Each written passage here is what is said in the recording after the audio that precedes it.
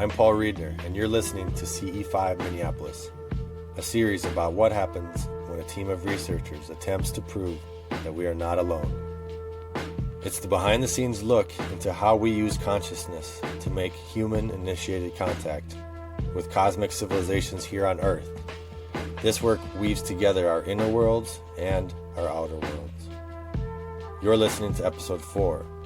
If this is the first episode that you've heard, you can go back and listen from the beginnings on iTunes, Stitcher, or CE5Minneapolis.com.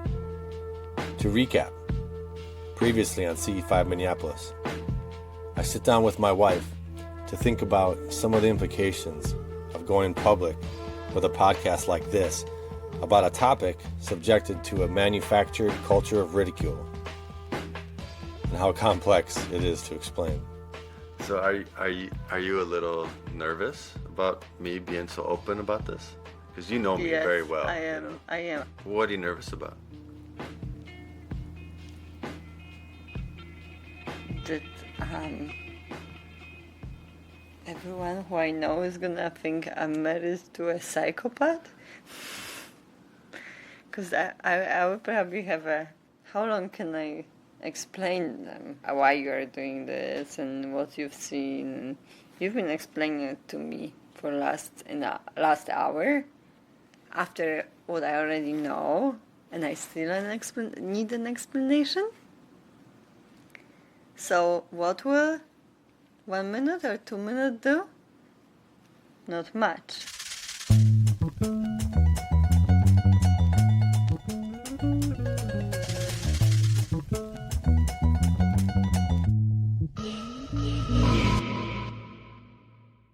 Hey everybody, welcome back. I really want to thank you for tuning in and for listening and for spending this time with us. Before we get into this episode, I wanted to share with you some listener feedback. Launching these first 3 episodes has been pretty tough, and your support through this process has been incredible. I've received a lot of feedback, encouragement, praise, gratitude, advice, critiques, and I appreciate all of it. And I've been very upfront, open that I'm willing to accept and looking for feedback. So thank you very much. You've given me the hope and fuel that I need to keep going. So thank you very much. Here's a special email from Salvador Perez. Hey Paul, I just want to thank you for spearheading the way and throwing some light on the road. The 3 first podcasts are excellent and really depict the struggles of many of us between our social world, work, family, school, friends, and our inner world. Your experiences and accounts reignited the hope and certainty and will serve as the foundation for a lot of us following similar steps. Sharing the processes and the problems you had was truly insightful, and the honest and joyful conversation with your wife and parents was amazing. It exemplifies the dilemma that a lot of us are facing. How can I reconcile these 2 worlds? How can I bring my wife Christina and my kids into this if she's not interested? I like the way that you did it, very creative. I hope it works for me.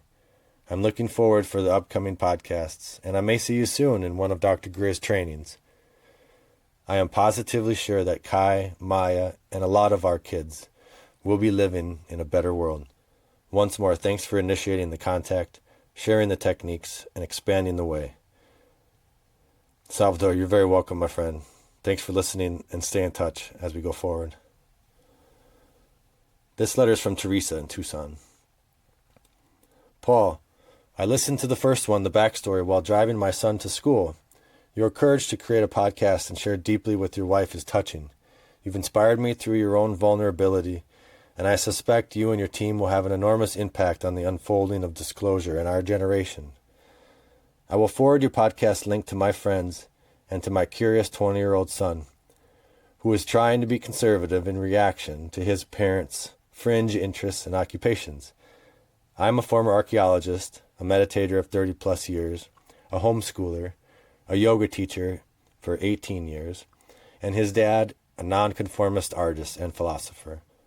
I know your mind is swimming now with feedback and reflections on your podcast, but I couldn't resist writing to thank you for your sincere effort and to encourage you to follow your vision on a path paved in patience, discernment, and perseverance. You are fully supported by your multi-dimensional family. Peace and grins, Teresa Oved. Teresa, I really was touched by your email. It gives me so much pride to know that the story is resonating with you and to understand who's listening out there. It really means a lot to me. And I hope that this podcast can serve as a way to connect people in our lives that aren't on the same paths as us. Your son is very fortunate to have you guys to learn from, even if he's being cautious with what he accepts. He sure is lucky to have a foundation like that to build from. A lot of us go through our entire lives unaware of the truth of our existence and this managed perception that we grow up in. Thank you again for your inspiring and caring words of encouragement. Stay in touch. And finally, I received a very exciting email from Ann Gelsheimer. Some of you may know Ann from her Voice of America radio program, Conscious Evolution Radio. Hi, Paul. I really enjoyed your podcast account of your first encounter with E.T. Craft. You did amazing on your own, and I can totally understand how the fear can kick in when it appears you are having a very close encounter. It happens to everyone at first, including people who are now leaders in contact work, such as Stephen Greer, Sixto Paz Wells, and Enrique Villanueva. When I had my first close encounter, in the middle of the night, after doing the protocols before sleep, I was so startled and scared initially, coming out of a deep sleep. That is the old part of our brain kicking in, to keep us safe from possible threats. Now I actually prepare by asking the ETs not to go away if I am scared. I quote, "Just give me a couple minutes." But it is also a chance to really experience how they do not want to frighten us, so they leave. They truly are peaceful. And you will have many more wonderful opportunities to come for sure. Good luck with everything, Anne. Yeah.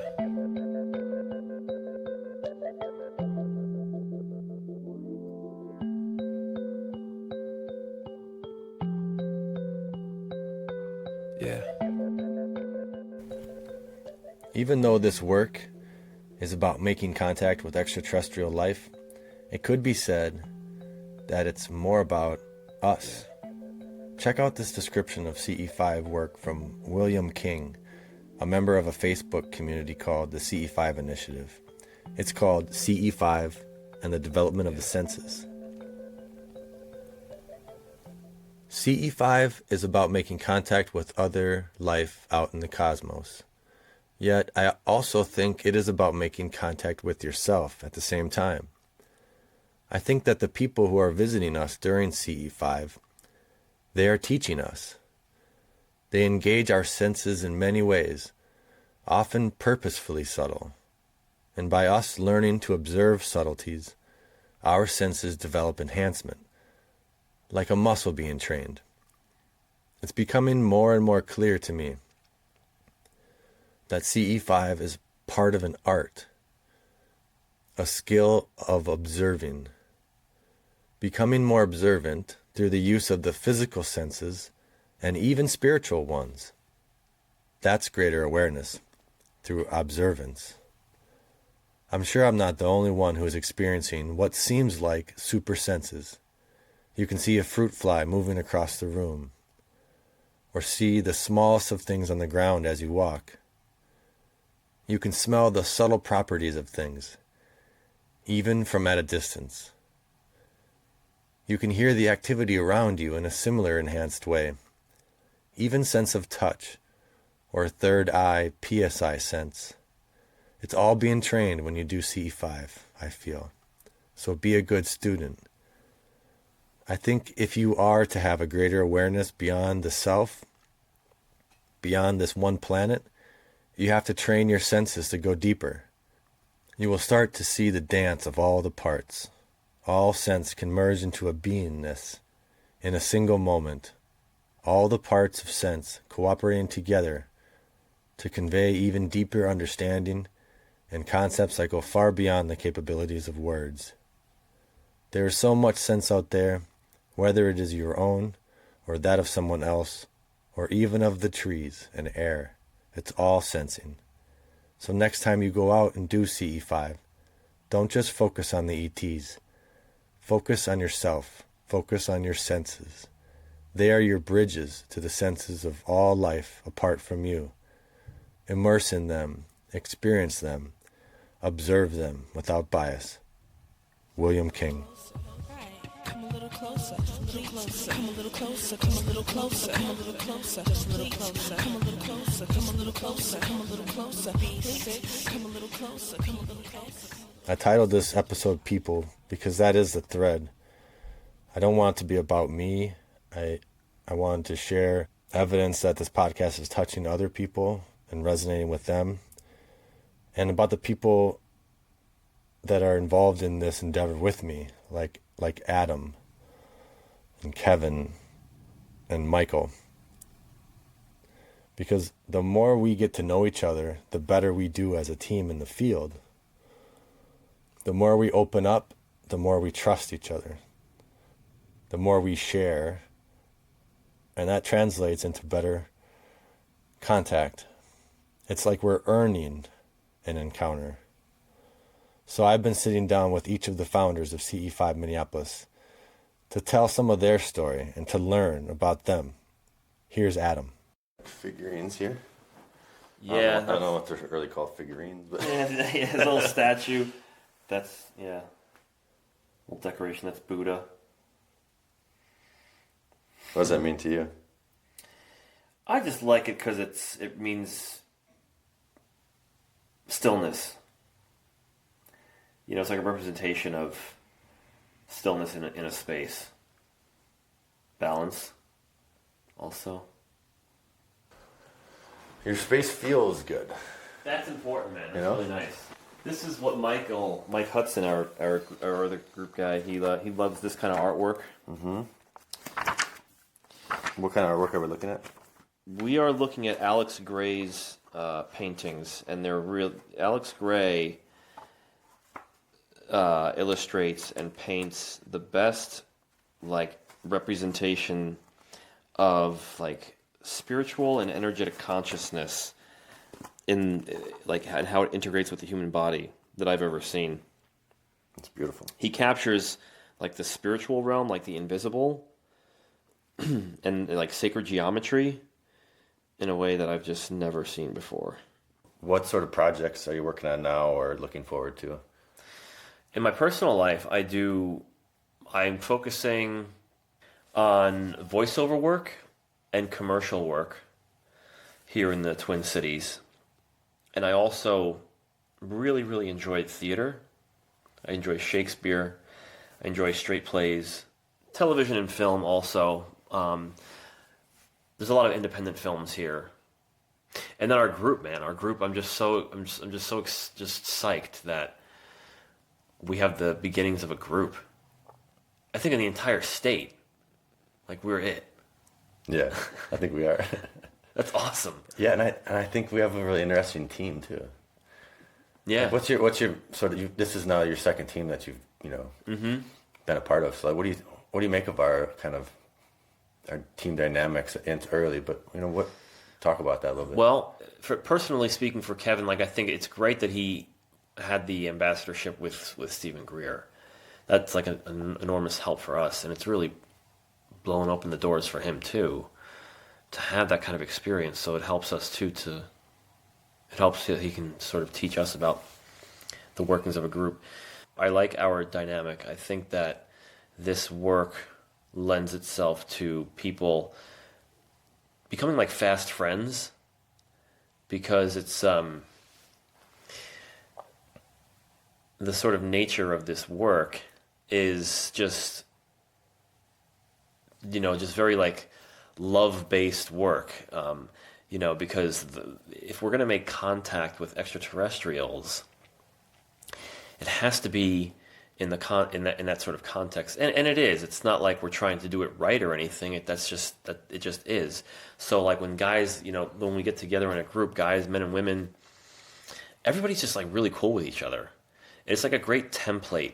Even if there was like bickering or arguing in the group back in New York, it's like, okay, it's people can air out their stuff and then it just gets squashed. Like there isn't like hard feelings or anything like that.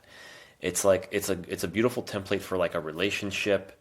From the very beginning, when I started going to this group, going inside and taking a break, it's just like everybody. It's like a party. It's like a really nice, fun, familial party where everybody is just like so cool and loving and supportive, and you don't have to like worry about looking cool and saying the right thing and all that kind of crap that we do in our culture.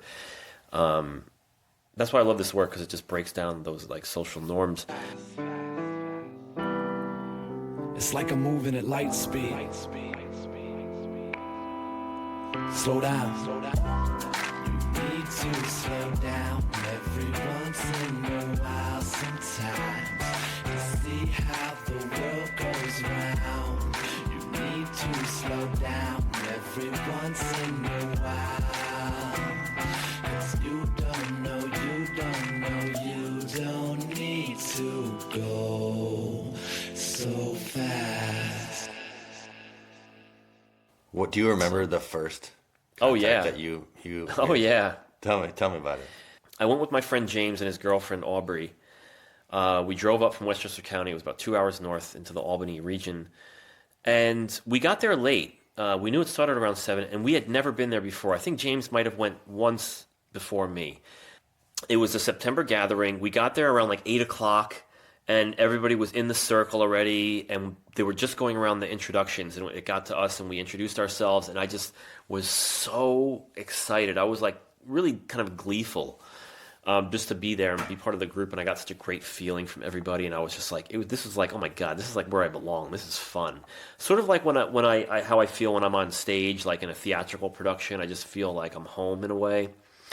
And right away, after we finished the meditation, we opened up, I don't know, maybe within the half hour, 20 minutes, 15 minutes in, this golden craft flew straight over the group, and the woman who led the group yelled out, "That's a craft!" And it was about the size of a pea, maybe smaller, at arm's length. But it was like a yellowish golden amber color. And this is some of the best contact I've ever had. It's kind of unexplainable. It looks just like a uniformly bright light in the sky. It didn't really have a definite shape. It was small enough, right? Like if it's a little bit smaller than the size of a pea, or about the size of a pea, it's really hard to notice about exactly what the shape is. It looked circular. We think it might have had a bit of a like boomerang or delta shape, but it was hard to tell, because it was like the light was sort of radiating off of it in its small little structure, and it came from like the north and went straight over like the center line of our group, and like then like crossed over to the other horizon.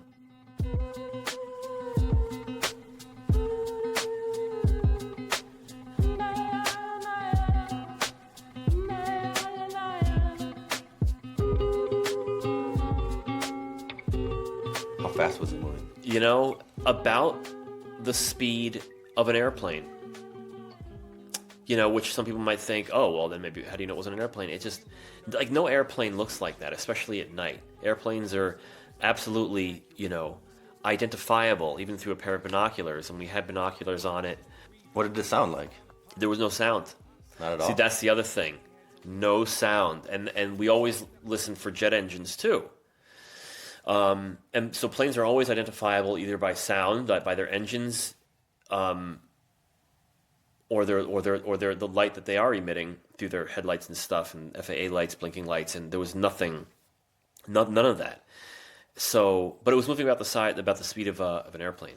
And what did you guys do after it was gone? We all just were high-fiving each other and like just laughing.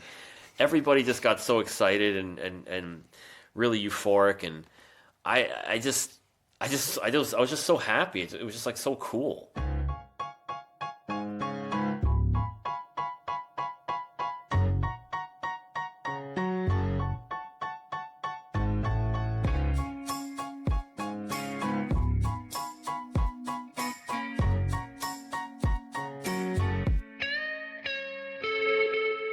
The common thread often is the fear that we each have to either break through, or what about social stigma? Like, this is something In our that culture? I'm working on myself.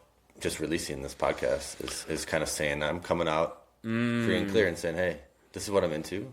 This is my story, right? And I'm no longer afraid to say it, right? But that's a real fear. Yeah, that's good. Even though it's in my brain. Right? That's so great, Paul. I give you so much credit for doing this. I really do. I really admire it, because it reminds me, and it's similar to like why I like the acting too. But it's like it's when you put yourself out there, you're going to be judged. We are going to be judged, but we're also going to be loved and accepted by many. By you doing this, you'll probably reach lots of people who are into this kind of thing.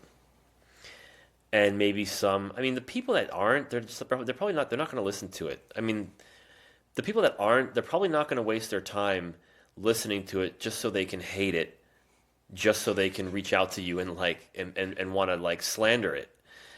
Probably the rare minority of people might actually go out of their way to say, what are you doing? What do you think you're doing? This is not right. But the people that's at least what I think. I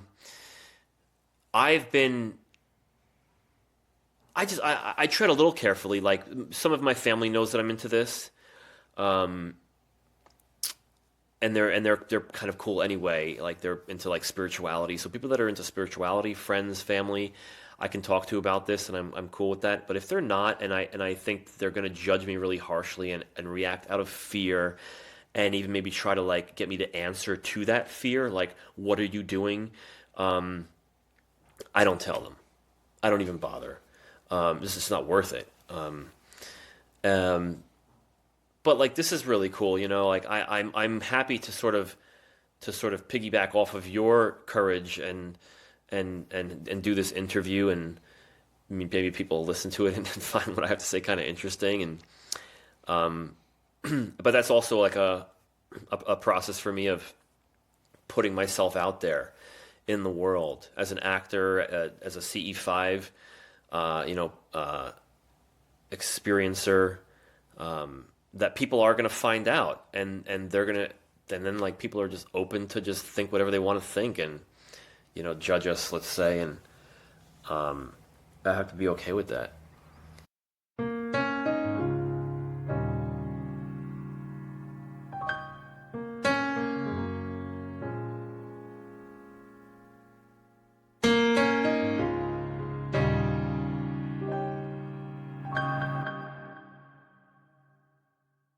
And I think I've heard a lot of people talk about just the in this work, the need for being humble.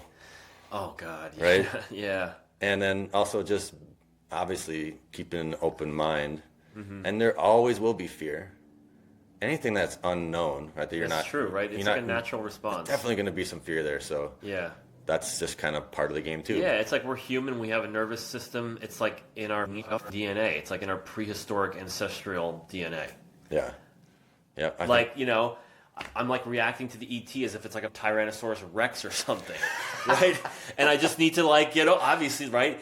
I'll get over it because I'm a conscious, more evolved version of my ancestors, but that's like the initial.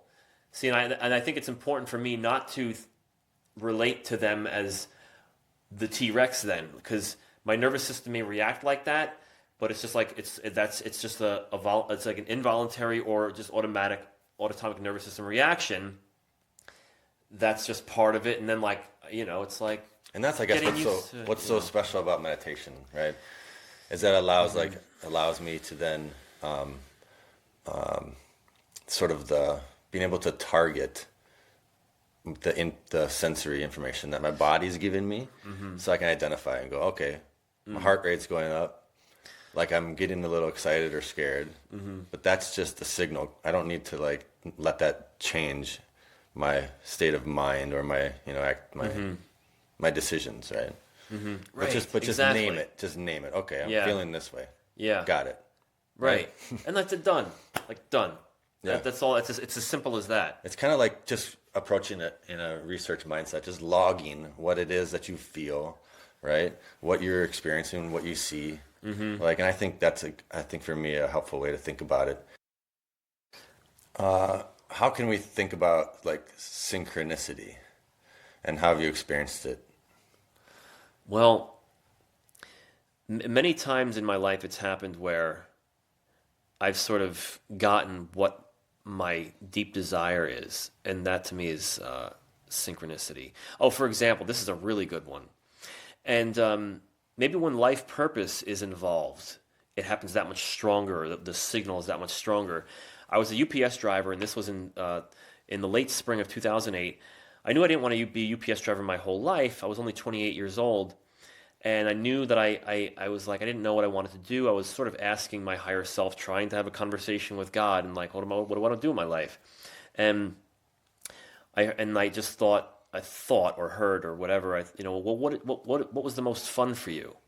And I thought, well, acting. I did acting in high school, and I loved it, and hadn't done it since because I pooped all over it, thinking you can't make a career out of that. Like, what the hell? Like, that's very irresponsible and foolish, and I never did it. And so, like, literally the next day, I was delivering to this guy on my route, and I had delivered to him a few times before that, like in the previous weeks, and we hardly said anything to each other. But this time when I walked in, I just started chatting with him in his office, and he was rehearsing lines for a play, for a scene in his acting class. And I thought,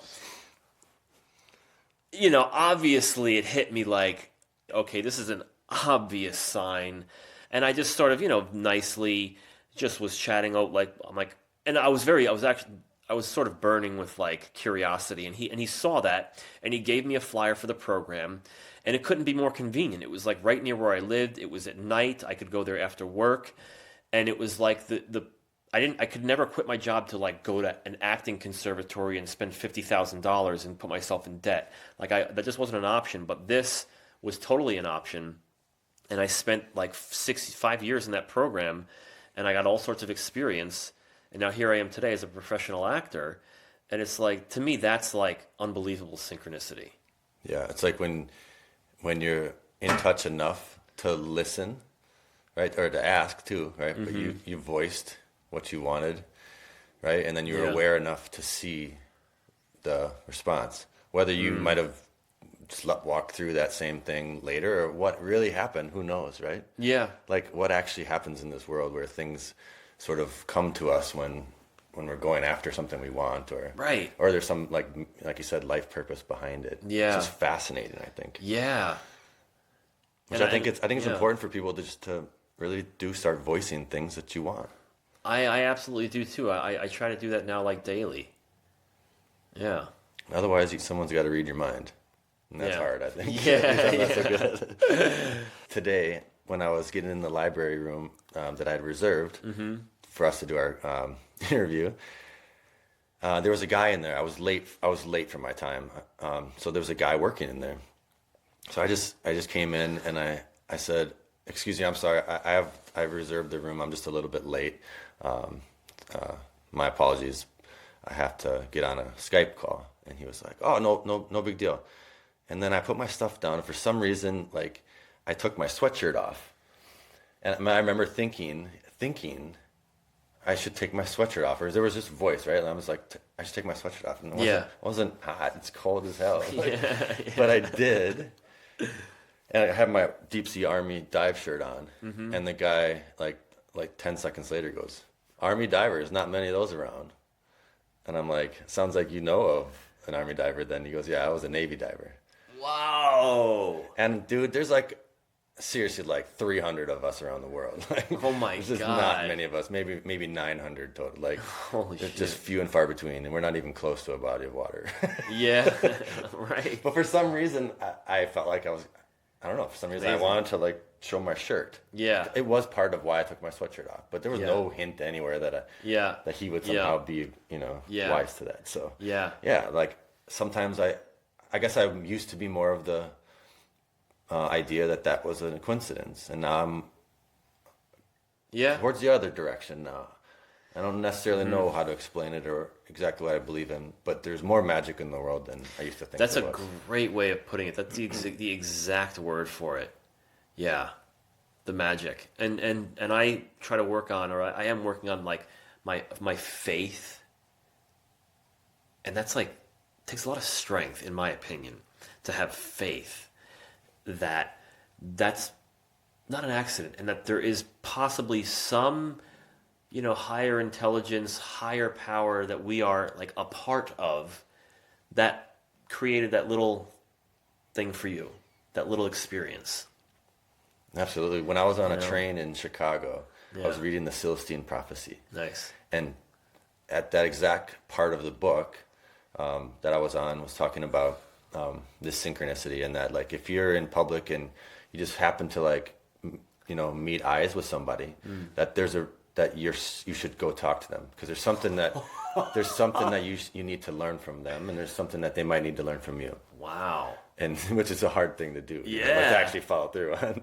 You did? I did. No shit. I was Tell on the me. train coming back from work, and it's Chicago. No one's looking at each other. Right? Everyone's Yeah. looking down or whatever. Like, Yeah. and so I'm just kind of got my head up. I'm not reading, and then there's a girl on the opposite side of the train, looking back my direction, the way she's sitting, and she looks up, and we meet eyes, and she looks down, and I look down, and I'm like. And I'm immediately in the mindset of I have to go talk to her now. Oh my God. So Awesome. So I do. I go over there and it's open. So I go sit next to her, and I told her why I did. Really? I 'Cause did of the book, huh? Yeah, and she was reading the Celestine Prophecy. What? What? Swear to God. Wow. Dude, that's one of the best I've heard. I mean, Paul, that's one of the best I've heard. it was insane. Like, You got serious confirmation there, bro. I know, and that's what I'm looking for, right? Like, in any way, like, what are ways that we can test this world, right? I'm a researcher, I can't, dude. dude. Like, that's how do I test it? Can you just tell me what your emotional feeling reaction was in that moment when you sat down, you told her what you told her, and then what did she tell you? Like, I'm reading that book too. Her eyes got as big as saucers, and was like, just picked her book out of her bag. What? Yeah, yeah. And she was shocked a little bit. We're both kind of like, what's going on? Yeah, yeah. Did we just break through the matrix or something? Yes, Like, yes, yes, you did. what's happening? There's gonna be a cat run through now, and then like, A black agent's gonna come on the train.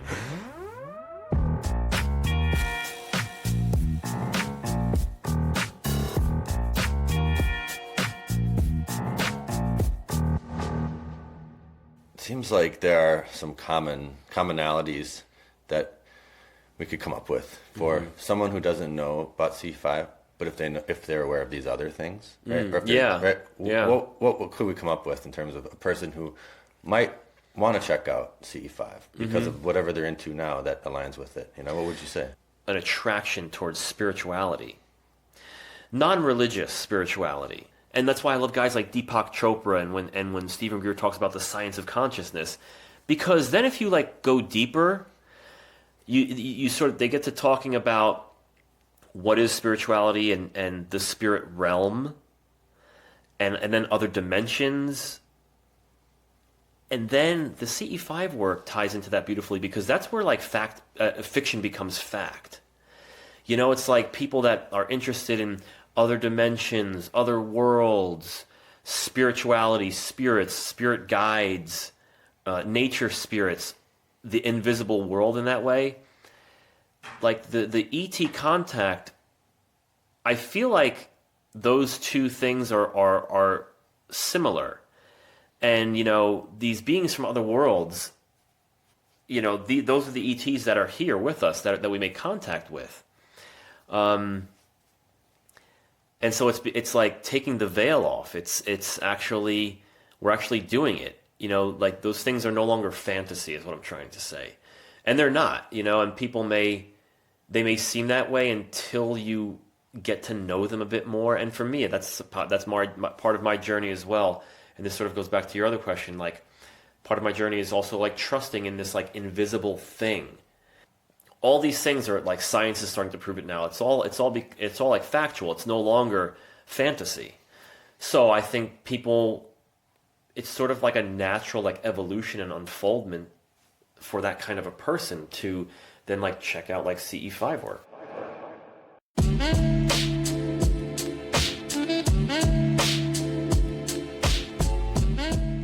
Was there ever a driving question that you were trying to answer? Playing my little small part to like help shift the world in that direction, and also like to just help the momentum towards creating like a better world. That sounds a little cheesy, but I interviewed Kevin like last week, and he kept saying, "Man, that sounds terrible when I say it like that." And I'm like, no, it sounds terrible because you're already viewing what you said through someone else's eyes. You're because it's like, it's easy to say that, right? It's easy to say, let's all hold hands and sing Kumbaya and make a better world. Let's all, but okay, but there's a distinction to be made between what you understand, what you've synthesized from all your experiences, all your research, right? What is possible, like what our world would look like, that a lot of people are not going to understand, right? So, we don't necessarily have to define what that is, but it's definitely there, right? That gives me like, when I do CE5 work, I feel like we're on the cusp of something amazing. Right. There's a lot of good happening. Like people like Jacques Fresco, let's say. Not everyone knows who he is. So not everybody knows this better world sort of vision or template that could happen, because it's still suppressed or whatever. So it's not just like, that's not just hearsay saying let's make a better world. It's like, actually, it's what I said about like making fantasy into actual reality. The reality like does exist. We just have to like align ourselves with it. That kind of reality, it's like people have already figured out how to do it. Like Richard Dolan, the book AD After Disclosure. He's already like spelled it out for us, like how to deal with it after disclosure happens, like first contact. Everything from like how shit's gonna hit the fan and how you clean it up. So, we already have. We're ready. I feel like we're ready. We may not be ready as a conscious being yet, as a community, right? No, yeah. But I think things are moving that direction. I think things are moving in that direction, and just feeling like I'm a part of that directional movement. Yeah, it's pretty cool, man. And it's cool that like we're lucky because we can do it as a team, right? Yeah. But I've until this, I've done all my contact work by myself, and I take a little bit of pride in the fact that if I'm doing better myself, like if I keep practicing, right, and if I'm sort of developing, this sort of work and my abilities, I am contributing to the planet, right? And we all can. So and I know what you're talking about in terms of like patience. I can get sort of impatient at times too. Yeah. But then I try to be mindful of the long view, right? The long-term vision of what happens when I make very small gains, but I make them over time, right? Yeah. With other people making very small gains, right? Like drops in a bucket, man. Like it all like gathers and that much more momentum is created, and it's true. Like just in our everyday lives, little choices we make matter. In that kind of context. It's easy to get kind of lost when we talk about the very large worldview of macroeconomics and the science of consciousness and what, ETs from the other side of the universe. I mean, we can easily feel insignificant, marginalized, like, what can I do, right? Yeah. But what we can do is actually affect the people who we talk to every day. Oh, that's the only ones, like, I mean, obviously we start with ourselves. And if I can then be a little bit more compassionate, a little bit more grateful, then everyone around me gets the byproduct of that. Let's end this little interview with, if there was like sort of an inspiring or something that you would say to a listener who maybe doesn't have yet the courage to go try this. Right. Like what's something that might help them think about this in a new way? That's a great question, Paul. And it's like, I'd say, like, listen to your podcast, send somebody an email.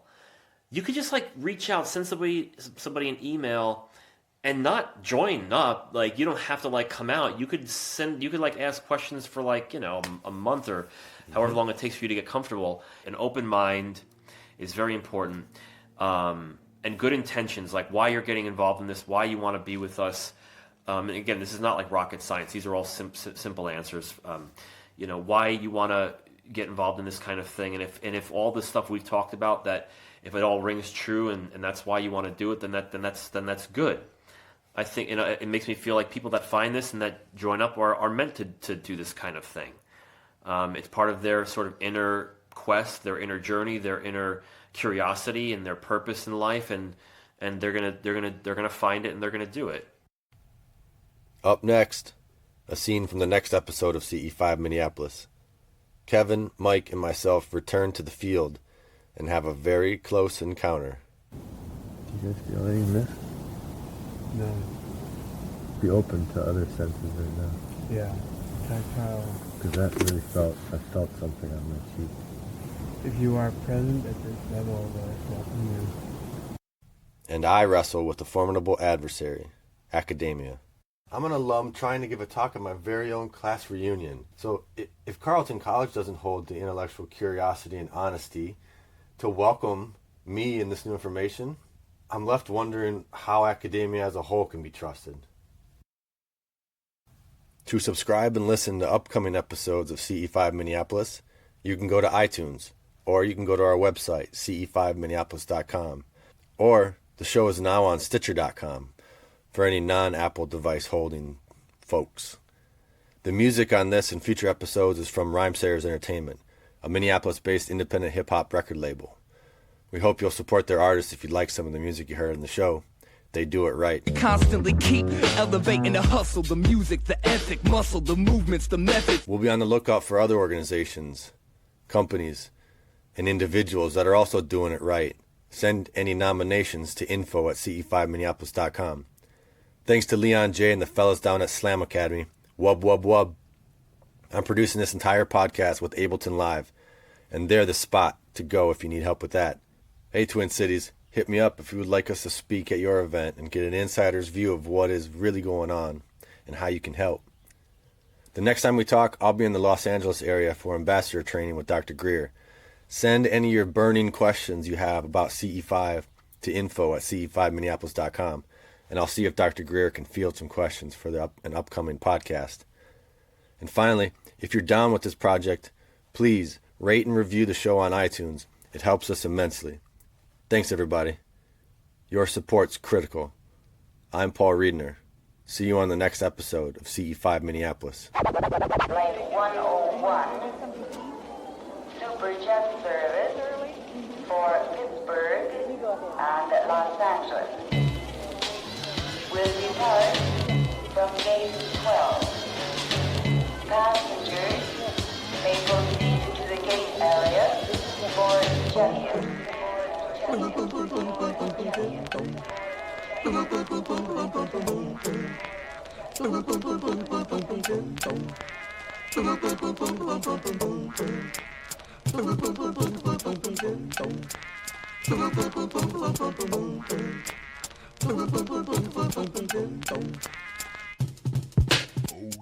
Los Angeles, hot fathers, helicopters watch the daughters play parking lot soccer.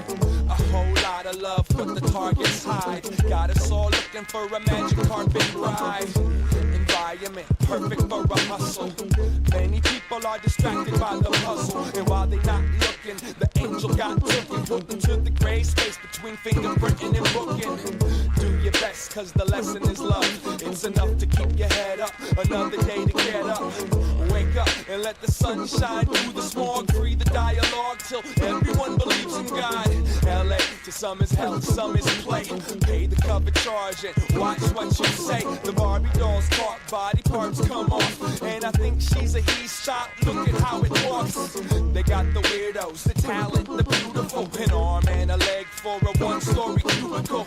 And if the heat don't beat you, the pigs will. Everyone's relaxed, but no one can sit still. Los Angeles, I love it, I love it, I love it, I love it. Lips, listen. Believe I'm gonna believe it, believe.